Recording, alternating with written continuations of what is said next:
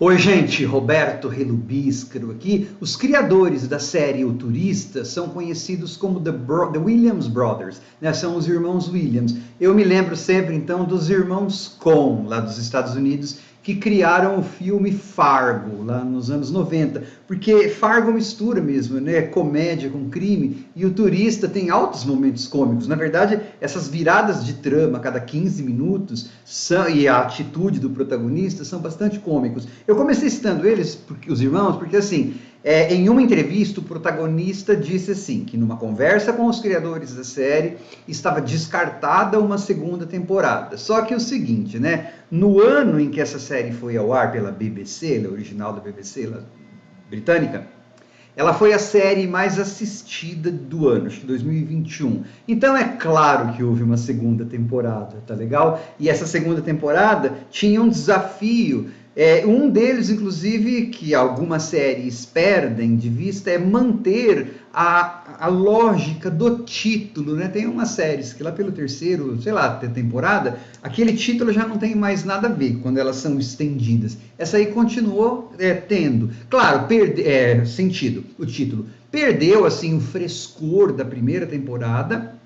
Tem umas personagens que parece que os autores não sabiam muito bem o que fazer, tinham que estar lá porque são simpáticas, mas perderam razão de ser. Lá no quinto episódio tem uma sessão que eu achei, assim, não sei se necessária, de sequência de sonhos, mas assim, para um escapismo que mistura perseguição, diversão com crime, a segunda temporada veio muito engraçada. Só que antes de continuar, eu gostaria de convidá-los a se inscreverem no canal Robertano, curtir os vídeos, compartilhá-los, agradeço bastante. Bom, é a história daquele protagonista desmemoriado, né? Que começa com aquela abertura antológica, a primeira temporada, de um caminhão perseguindo aquele carro, lembrando lá o filme do Spielberg, ainda da época da televisão, né, o Giant, estava ao som de Bette Davis Eyes, da Kim Carnes. Então esse cara perdeu a memória, tá, beleza. A segunda temporada se passa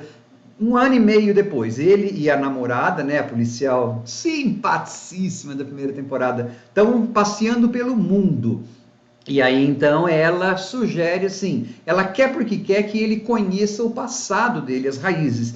Não sei se ela quer que ele conheça, eu acho que ela, isso é falado várias vezes na série, né? Parece que ela quer conhecer mais ainda o passado dele do que ele, porque parece que ela quer provar para ela mesma de que ela tá com um cara legal, que é um bom cara, mas os indícios não são muito bons. Aí qual que é o passado dele? O passado dele está na Irlanda. Então aí nessa segunda temporada, aquela cor vivaz de sol, de ocre, né, de terra da Austrália, é mudada por uma coisa que eu gosto mais, que é o interior lá da Irlanda, com assim aquele verde, mas também com aquele tempo sempre chuvoso, sempre cinza. E aí o passado dele vai envolver famílias mafiosas que estão em guerra, né? Tipo The Hatfields and the McCoys, aquela coisa de dois feudos brigando, e é filho ilegítimo que aparece daqui, enfim, a cada 15 minutos tem uma virada de trama, e a cada meia hora um deles, né?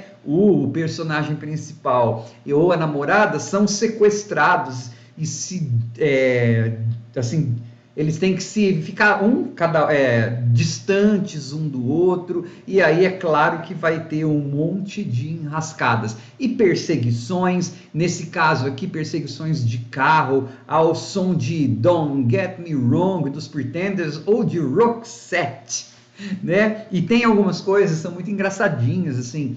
Tem uma hora que alguém está lá sob domínio de outra pessoa e essa pessoa fala, você vai escolher, ou você vai contar a verdade, ou você vai cortar sua própria perna. Então você fala, jogos mortais. Então é muito bacana. Uma das personagens, na verdade o namorado, o ex-namorado da policial, o Ethan, ele volta nessa segunda temporada, ele virou influencer, mas que na verdade está querendo se livrar da sua masculinidade tóxica. Ele virou um cara super politicamente correto, vamos dizer assim, mas ele está indo lá para a Irlanda para reconquistar a namorada dele. Ele está, acho que, mais tóxico agora do que ele era na primeira temporada. Tô brincando, gente. Eu não estou dizendo que o que ele fazia com ela era menos tóxico do que ele está agora. Isso é uma brincadeira. Mas assim, ele é um certo alívio cômico. E também vai ter a namorada Daniela, ela vai encontrar um policial irlandês lá da Garda, que é uma simpatia. Nossa, que simpático que é. Só que o que será que é aquela caatinga, né? Aquele fedor que tem no porão da casa dele? O que será que ele guarda lá?